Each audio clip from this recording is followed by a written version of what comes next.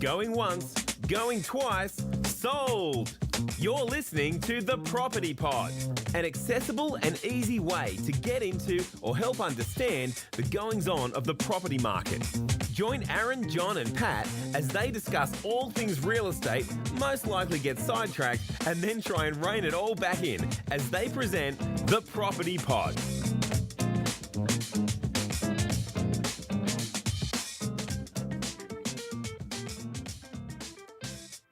That's right, you're listening to the Property Pod again. Thank you so much for lending us your ears. Yup. That's John McGregor playing hype band today. Feeling a bit hyped this morning, mate? Well, we should also, this Property Pod should be, powered by Agent Cooper. And Shake a Leg Jr. Shake a Leg Jr. Yep. I've been waiting how long before you gave him a plug, John? You're welcome, Scotty. Just going to make sure your rent keeps getting paid. Yes.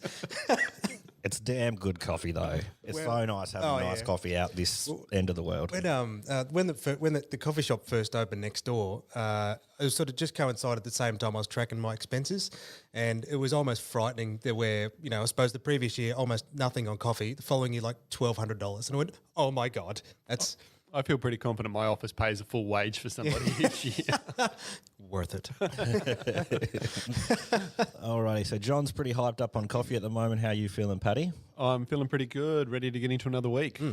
Yeah, no, how you been feeling? Like, let's just have a little chat before we get cracking. How you been feeling the Property Pod's been going? Slow and steady. The first couple of weeks or the first couple of episodes were a little bit slow out of the gates, but It's good to see that our listenership is definitely growing each week. When I look at the analytics on our back end of our system, we're now getting constant listens every single day, which is really exciting. Yeah, it's really cool. Whether or not people are liking the content, I guess we'll find out as time goes on. But for me, it's fun. It's not here to be obviously we talk about serious topics, but we're trying to do it in a bit more of a fun and interesting way. I just think it's really cool just to see you guys interact in the professional way, but with the banter that you guys have always had. Like, kind of why we put this together was you talk about this stuff, but you talk about it in a way that's accessible and easy to listen. It's amazing to see kind of, like, John, you'll send a link through and be like, oh, I did a little bit of research. And even I did my research in the past, and it kind of is keeping you guys on top of your game in sense of being agents. Yeah, that's a good point, actually. I have never read as many domain articles as what I have the last 4 weeks. Yeah, so even if it isn't actually reaching too far out into the world, it's keeping you guys on top of your game, and so it's almost like a really good revisionist tool, and we get to hang out. Yeah, you don't really know. It's hard to know what you really know until you have to teach it. Yeah, that's a good point. Or think about it. Yeah. When we first started it, one thing my brother had mentioned is just like, mate, if you create something you enjoy, you'll find an audience. Yeah. And I think we're really lucky. Our relationships, I suppose, are really unique in that. I don't know if there are too many other different companies. If you're if theoretically in competition with each other, they could still be doing what we're doing. Yeah, I can't imagine. It's just that we're in a lucky, I feel really blessed situation for that. I can't imagine Ronald McDonald gets together with whoever Hungry Jack's or the Colonel, and they have a little chat like, oh, what have you been putting in your chips this week? I'd just love to see like a mascot Royal Rumble. It'd be amazing. I'd take Grimace. The finisher. I don't know how. Who's the garbage guy from Sesame Oscar? Street? Yeah, just running around smacking people. Pure rage, absolute pure rage. Going to be absolutely mad. No, but I think. Well, I mean, for me, that's I suppose where other directions where this podcast can go is we really don't mind people throwing in questions and stuff as well. So yeah, no, but. It's fun to produce it. No, cool. Look, I just thought it'd be nice to just have a quick little debrief and decide whether we're having a good time. I am. Looks like you guys are. It seems to be going well so far. Yeah. So we might get into this week's deep dive. I'll throw to a quick ad and then we'll jump into this week's deep dive. 414 Real Estate has been operating within the northern suburbs of Hobart since 2006.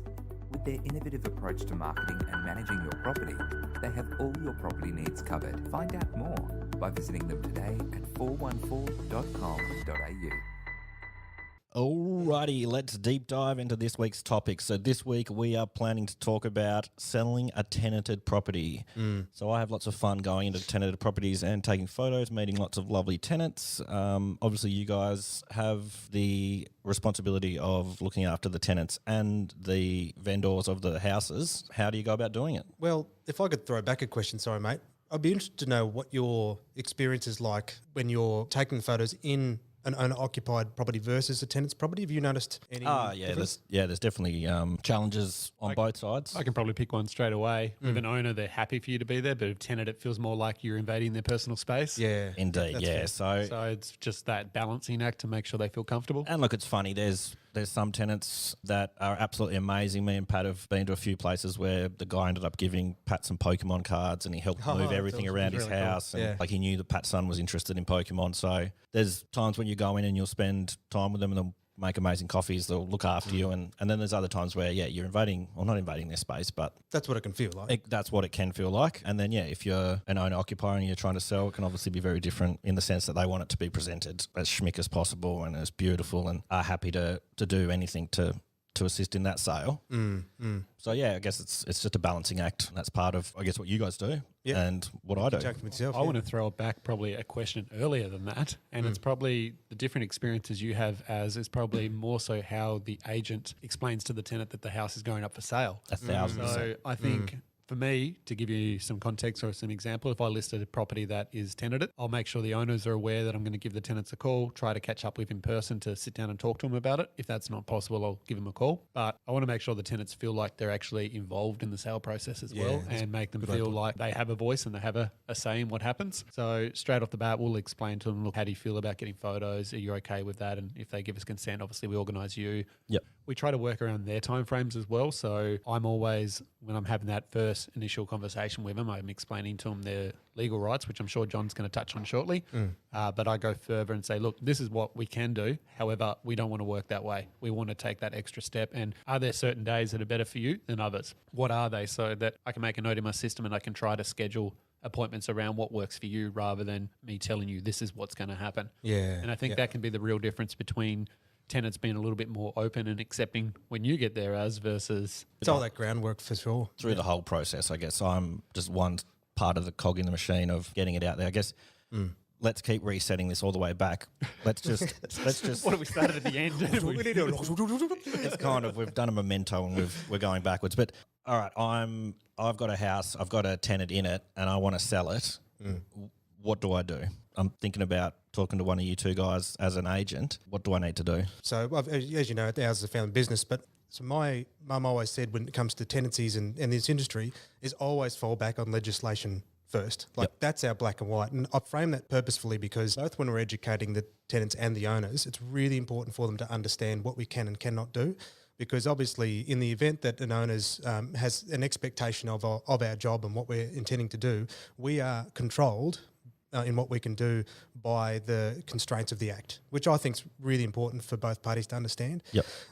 So our first process is exactly like Pat, is it becomes in giving them the information so they understand exactly what their rights are. And in that then there's an element of trust, and two, they've got control. With the legislation, for example, a couple of points where you can find frequently asked question guides in around the net, and there's a lot of good ones, often doesn't actually get into the nuances of the specifics. So for a tenant, for example, we have to describe that there's section, I can't remember what it is, but it's number 55 by the looks of my phone. But there's the point of, quiet enjoyment. It starts. Certain photographs not to be displayed by owner, right of entry and a few other bits. So off the first one, Pat quickly disclosed is where he's having that discussion with the tenant to say, look, can we take photos? Well, the Act specifically describes that the tenant has the right to refuse photos getting taken. So that's why we have to get it in writing. It describes that you don't need permission to take an outside photo, but you need permission to take the inside photos, and they still have the right to choose what can and can't be displayed. So that's a real important. So it's protecting the rights of the tenant as well as the vendor of the house. So according to the Act, when are we allowed to show the property, John? Is there certain days, times? Yeah. So it describes that obviously we also have to get. That was quite sweet. That was our internal office screens, All giving right. some stats and congratulations. I do love those. I do love those screens. It's like I'm at a bowl game. For anyone who wants to know, apparently I just sold a house according to the board, so go me. Pat shout for coffee. So when when it comes to right of entry, the tenants have 2 points. So right to quiet enjoyment, but when a property is selling, is that the owner is able to give them 48 hours written notice, and is able to show the properties between 8 and 6 p.m. as far as I understand. So now the tenant can refuse the right to that inspection. Now the agency or the owner must be there present with the purchaser or prospective tenant in that case. Yep. And they can't show it any more than 5 times in 1 week. There's no restrictions on which day of the week it is. That's as long as the notice has been provided. It can be potentially a weekend if we can work out a time with a tenant. Yeah, that's right. And the other thing too is that there is a provision in the Act there that describes it can be anything provided there's written agreement between both parties so they can negotiate that. And that's, I suppose, where the role of the agent and the owner has to be really mindful of the tenant's right of enjoyment, because you want it to be as smooth a process as possible. And I think you said it really well, Pat, where you're working with the tenant first about saying, look, when are the ideal times for you? Look, and I normally start the conversation is, look, I know it's not fun to sell a home you're currently renting. I totally understand we're going to be frustrating for you and be an inconvenience to yourself. Yeah. But we want to make it as smooth as possible and as easy for you so that you can walk away with an enjoyable experience out of it. So it's all about minimising the frustration for the tenant, whatever way we can. And we've gone as far as well as with tenants when we're showing properties. If they go above and beyond, I'll fling them a gift voucher to say thanks and show appreciation, because I think that goes a long way to helping them understand that we know it's not fun for them and there's nothing in it for them at all. Like there's literally nothing in it for them. So we're just trying to find a way to make them feel better about the experience so that they don't get frustrated with it and are more willing to help us in the times that we need. Yeah, absolutely. I guess like home security is kind of a big thing. Like if you want to feel safe in your home, that everything's okay. Say a vendor wants to sell their rental property, can they kick out the tenant? I guess I'm just trying to think of it as I might be able to ask that question for you. If what you're asking is if the property comes on the market, can the vendor or the owner break lease? Yeah, well, I guess The tenant wants to know, am I getting kicked out? Yeah, because I feel like that would be the biggest fear if I was renting a property and they said, oh, we're coming to sell it. It's like, oh, what am I going to do? Where am I going to go? Yep. Is that something that can happen? So the ways in which the tenancy lease will supersedes everything first. So if you've got a 9-month lease and the property goes on the market, you have full rights regardless of change of ownership to be able to see out the terms of that lease. So okay, so that contract is in place. It can't be negated by a new owner coming in saying, I want this house. So any purchaser that buys the property has to buy it with the understanding they're taking over that lease until it expires. Okay. Yeah. And to let's deep dive even further, specifically on the contract of sale, there's the clause of availability, and in that case, the purchaser has to, if they want to, take it over, it says the right to receive rents and profits. So that is then you're purchasing the property as an investment. Yeah, okay, yeah, cool. Now, there are a couple of exceptions to that rule. I'd have to revisit it, but in the event that, if it's unfortunate the owner dies, there's different. If the bank takes mortgagee in possession, well, then they can terminate the lease. And there's a couple of extreme examples where, unfortunately, the tenant has to go. Yeah. Or can be justified for notice to vacate. Now, with that said, though, how we would handle it, common practice for us is we're still required even on a non-fixed term. So if the tenant's, there's not official lease in place or fixed term, you're still required to give 42 days, which becomes 45 clear days notice. What does clear days? So you imagine, you send out a letter, it's deemed to be received the next day. Okay, sure. So in that instance then, even if you're on a non-fixed term, at the very bare minimum, you have to be given what becomes 42 to 45 days. Sure. And then on a contract, if a purchaser wants vacant possession, often we'll negotiate the idea that, look, we'll have a 60-day settlement time frame so that it gives us plenty of time for the obviously issue the required notice, and it gives us a bit of flexibility in case something happens, because you never know what the what's going to happen to the tenant in that time. Something might fall ill on the last day, so you want to have some flexibility so it doesn't become a real mess. Like you guys said before, it's a hard process to work through. Sure. So you do everything you can to try and mitigate any risks in the future. An extreme example we had was a family with 3 kids. The parents worked split shifts. He had a lot of stuff that he had to protect, and we didn't have, technically, like we discussed, we didn't have to give them this much leniency. The only times we ended up showing this property was between 4 and 5 on a Thursday evening. Oh, yep. So that was the only time it was available. Really restrictive. And look, we had this discussion with the landlord, and he really liked the tenants. Yep. And Wanted to look after them. That's right. So that became a negotiation. So when purchased called, we said Thursday 4 to 5, but I want to see it somewhere else. Sorry. Which was really limiting, you know, but the owner accepted that risk when we had the discussion. And lucky enough for the tenants, they didn't have to stress because they knew that, look, all they had to do was get their family ready once a week when the whole unit was there, drive out for an hour and come back. Yeah, sure. And it also meant that when the purchasers got to experience the property, that's another thing, is that it can be an awkward situation if the tenants are still in the property while it's being shown and purchasers are trying to, you know, walk around and assess the property or look at the property, if that makes sense. Yeah, no, I guess it's kind of what you're describing sounds like all the legislation and stuff is made for both parties to be accommodated for, but ultimately you could deliver that letter and say we're coming in 2 days, whether you like it or not. However, the way you've operated is we're going to look after the tenant and the vendor or the landlord's happy with this, so we're just going to make it this 1 hour. Like, you could do it a completely other way and be barraging in as long as you're giving the notice. Yep. But the way you've gone about it is we want to keep the peace and... Yeah. Well, and the other thing too, there is a provision there that the tenant can decline the inspection. Yep. You know, given fair reasons. But that's I suppose a real sort of the way I look at it. That there's a lot of greys in this area in real estate, but the black and white comes back to the points of legislation. And fundamentally in these circumstances, if you're requiring to have your back up against the wall and saying, look, because of this, well, there's something sour in the relationship anyway, and you probably want to be dealing with that before you go through the process. I mean, here's one of the really hard situation we had once with an owner that they'd been looking after the property privately, and the banks were closing in, and they couldn't have 1 week's drop off in rent, otherwise that was it. The property was taken over. So we had to show this property with the tenants in there, and look, in the end, it was an absolute nightmare. So we just had to. No one would answer their phone, so we just sent a letter 3 days before and we're coming. And I remember I was sitting at. Drove up. I had the purchasers with me, and we opened up the garage door, and you couldn't see to the back wall because it was so filled with bong smoke. Because the tenants and his mates were just charring up in the garage, and oh man, it was shocking. But the problem, the owner had come to us with a problem. Like, they said, well, we need to sell it because I can't. Because we're right on a knife's edge here. Yeah, exactly. So then when we couldn't, and the tenants didn't care, so we had to go for it. Wowzers. And I think me and the purchaser probably had a chuckle after that too. I was going to say, I hope you didn't get a contact high from that one. Yeah, exactly.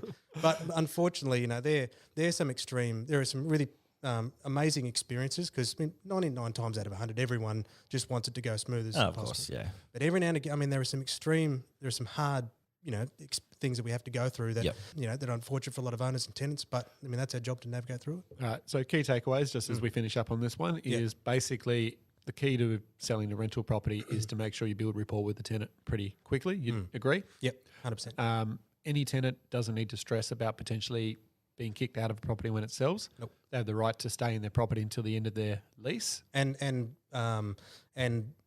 they have to be given the appropriate notice too. And that's what I was going to follow on with. The last key point is that even though we may build rapport and get exceptions to the rules, the end of the day is that we need to provide 48 hours notice before we inspect a property, and it can only be between the hours of, what was it again? 8 and 6. 8 and 6. So they're the any day of the week. Any day of the week, but no more than 5 days a week. So if you are a tenant out there and you're stressing about that situation, that's basically, in a nutshell, your rights when it comes to selling a rental property. Yeah, and look, if you're ever confused, you do have the resources like the Tenants Union and as well. Like, they can give you good sound advice. Got a good team there. But from our perspective, is just work. You'd work with your agent, work with your owner, and you should have 9 times out of 10 a good experience. Yeah, cool, excellent. As a family-run business, First National Real Estate McGregor understands that the property market can be stressful. However, with a strong team in both sales and rentals, we are here to guide you through the property maze. Find out more today at mcgregorfm.com. Yeah, so just on the past weekend, the Australian Real Estate Conference, also known as AREC, was held on the Gold Coast. Did you guys have any representatives from either of your firms at the conference this year? Yeah, so normally we have a pretty good turnout to it each year. Yep. A lot of my team tend to go up. Unfortunately, this year it was only Paul, our manager, that was able to attend the conference this year. Yep. I didn't actually attend as I'm heading over to America for a different one later in the year. But it is a great conference. There are a bit over 3,500 agents that normally attend over 2 days on the Gold Coast, so it is just an absolute buzz. We should have sent Paul with a little voice recorder to see if we could get some sound bites for us. Yeah. Well, I think maybe as a group we should be attending next year for the Property Pod. That's good. Yeah. Go up there, have some fun, meet some people, and potentially work on some interviews. I did see those guys from Sydney they've got a podcast as well, Behind the Suits. Oh yeah, Yep. Yeah, I saw there was like a live takeover of lead agent, I think it was. Yeah, so I saw that and they were podcast like doing live. Looked really cool. I'd be really interested to check out. I'm not sure if the podcasts are live now that they did or you needed to live stream them, but yeah, it'd be interesting to see how that went for those guys. Do you actually, because you've been to quite a few over the years now, haven't you, mate? This is my first year I haven't gone for about the last 5 years, so I've been a regular attender of it. Yeah. I guess I really like it because AREC is all about implementation that you can bring back to the office Monday morning and just go with. So they have big, massive keynote speakers, which is fantastic, but they also bring it back down to local agents in different areas that are performing really well. So they could be agents from, well-established suburbs in Sydney, but they could also be, they've had agents from little rural towns as well that are just kicking goals in their own little spot. So Tasmania a couple of years ago had a Launceston agent on there on stage talking about how he's doing stuff in Lonnie, which was fantastic. So it's really exciting to see how other agents are doing what we do on a daily basis and to learn tricks that they're using. And it's a very collaborative experience. So everyone's there to share. Everyone's there to give an opinion on the best way to do it. And it's all for the benefit of trying to help bring the best knowledge and the best experiences back to clients in your own marketplace. Because a lot of the stuff that you've brought back, we've always caught up for a coffee after you've come back, and a lot of the new ideas you've been as a result of that conference, isn't it? Yeah, well, that's it. Actually, conferences in general, a lot of ideas come from. This podcast being one of them. So earlier in the year, I was at one in Melbourne, and podcast didn't actually come up in the conversation, but advertising through social media and building a brand awareness and building educational series of information rather than just asking for business, give information out. And that's what we're trying to do with this podcast is basically really just show to the people that we have lots of knowledge and we want to give it to you so you're better educated and you have a better understanding of what's happening. Yeah, and I think, remember, that's one thing I really like, I suppose, in the future is just the thought would be that, real estate agents, the custodians of all this information, refuse to give it out to try and leverage a negotiation point. But that's just, those times are gone. It's just like provide all the information so people can have a rather than much having better a experience. paywall behind something. Yep. It's just like let the info out there and let the people have it. Yeah, exactly. Information is king. Yeah, well, and I think we're when we're having discussion with Sarah Bell from AIR, is it having that all that sort of base information covered enables you to go into a better conversation about what people really need. So it's like, what are the rates, water, all that kind of stuff, just the surface information. Once that's all covered, you can quickly get into something that's more meaningful. You can build that rapport like we were talking about in the last section. It's all about being human and interacting with one another. Yeah, exactly right. And I think that's why you guys are in the game. So why not get out there and do it? Exactly, and I think that's the beauty of what conferences are, be it AREC, be it different conferences around Australia that people attend, property management, sales, it doesn't really matter. It's about benefiting your own industry and learning to improve yourself so that you can then provide that information onto other people. And that's what we're here to do. We want to make sure that we're giving the best experience possible to people. Plus it's a tax deduction. And it's on the Gold Coast. It's like last year when the Logies were on the Gold Coast and Hamish and Andy and all those guys were drunk onto the Tay show the next morning. Everyone at AREC's just like selling property. I feel for those guys having open homes the following day of that, right? I've always, every time I think of a conference, it's like, 6 months now, I'm going to be looking my best. Never happened. That's the Do you wear your kilt though? Oh, well, so I have now, bear in mind, with a kilt, right, it's the formal Scottish outfit, and because we're still part of the United Kingdom, a black tie event is legitimately good. It's fine for me to wear the kilt. I haven't done it yet, but maybe next time we'll have to make a promise. Next black tie invite, kilt's coming out. I would love to see that. I would love to see. We need photos. It needs to be documented. Let the world know. Well, and that's basically it. We just want to enjoy information and we want to give it to people, and that's what we're here to do. So conferences like AREC are a great way to experience that, and hopefully in the future we'll be able to bring you guys more content from different events we attend to better educate you guys as well. 100%. Yeah, what's the conference you're going to? So the one at the end, actually not at the end of the year. It's next month, actually. Jeez, it's coming up fast. I'm actually going to one in Vegas, which, once again, all these conferences are in party towns. Why is that? I don't know. With good reason. It must be a draw card to get people to go to them. So the one I'm going to is actually a more tech-based conference, and it's called Inman Connect, and cool. it'll have close to 10,000 agents attending it, so it's a massive conference. But it's more about preparing your business for 18 months to 2 years' time rather than AREC, which is all about preparing yourself for next week. Yeah, so they try to educate you on what potentially is coming, what you should be looking for, how you should be enhancing your business. So for me, it's going to be a little bit of a different one. Will be fun, though, because I think we're going to do a live podcast from me over there back to you guys here in Hobart. So that should be interesting. I'll call in via Skype. We'll hear all the slot machines in the background. Just have special guest Elvis impersonators as well. I'll see what I can do for you guys because that could be really fun. We're in Vegas, baby. Yeah, so it could be a bit of a crazy episode, but yeah, that's what we're here to do and that's what we're going to try to achieve over the next coming weeks. Yeah, cool. That'll be heaps of fun. Well, I think that just about does us for this week, guys. It was nice to reflect on how far we've come and where we am and going, and yeah, let's do it all again next week. Keep it coming. Let's keep it rolling. So as we say, and every podcast says, like, subscribe, and share, and all those things. If you don't know where you can listen to us, I can give you a massive list.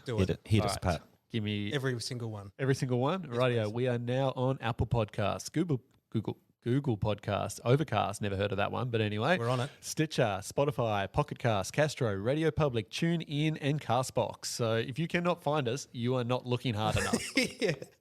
Oh, and of course, our own personal website, thepropertypod.com.au. That's what I'm talking about. Hell yeah.